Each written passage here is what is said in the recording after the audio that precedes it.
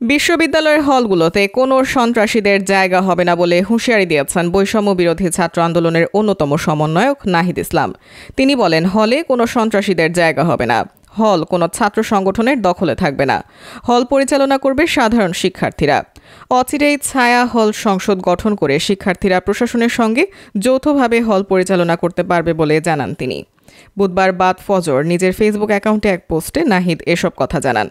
প্রসঙ্গত, সরকারি চাকরিতে কোটা ব্যবস্থা সংস্কারের দাবিতে আন্দোলনকে ঘিরে গতকাল মঙ্গলবার ও আগের দিন সোমবার দেশের বিভিন্ন পাবলিক বিশ্ববিদ্যালয়ে সংঘর্ষের ঘটনা ঘটেছে।